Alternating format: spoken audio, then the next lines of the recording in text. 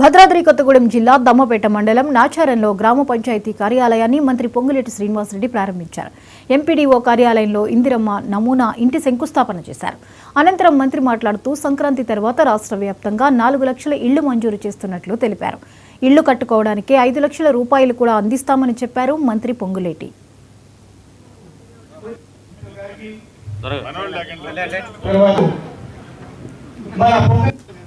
Ticket ఇయ్యలేదు కనుక ఈ రోజు కాంగ్రెస్ లోకు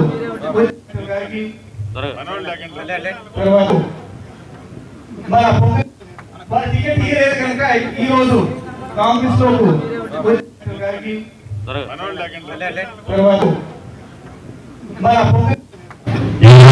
ముఖ్యమంత్రి గౌరవ రేవంత్ రెడ్డి గారి నాయకత్వంలోని మన ప్రభుత్వం అడిగినవి కొన్ని, చెప్పినవి కొన్ని, చెప్పని వాటిని కూడా చేస్తూ ప్రతి పేదవాడికి ఏదైతే ఇందిరమ్మ ప్రభుత్వం వస్తే భరోసా ఉంటుందో అదే పద్ధతిలో ఈనాడు తెలంగాణ రాష్ట్రంలో మన ఇందిరమ్మ ప్రభుత్వం పనిచేస్తుంది.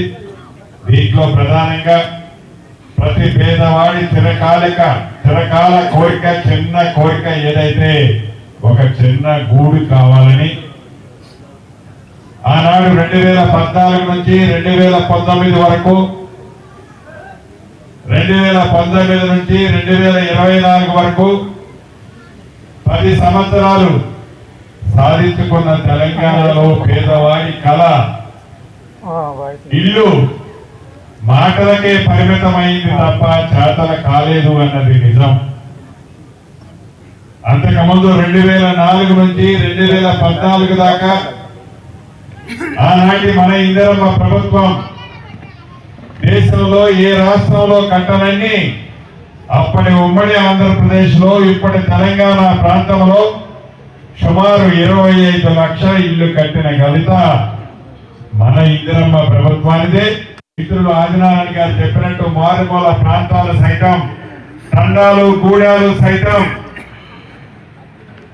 ఏ పేదవాడైతే ఇల్లు కోరుకుంటున్నాడో అర్హులైన ప్రతి పేదవాడికి ఇందిరమ్మ ఇల్లు ఇచ్చే కార్యక్రమాన్ని శ్రీకారం చుట్టి ఇప్పటికే ఆనాడు మన ఇందిరమ్మ ప్రభుత్వం వచ్చిన మొదటి రోజుల్లోనే పేదవాళ్ళకి ఏం అవసరం ఉందో అధికారులే మీ ఇంటి దగ్గరికి వచ్చి ఆనాడు అప్లికేషన్లు తీసుకోవడం జరిగింది.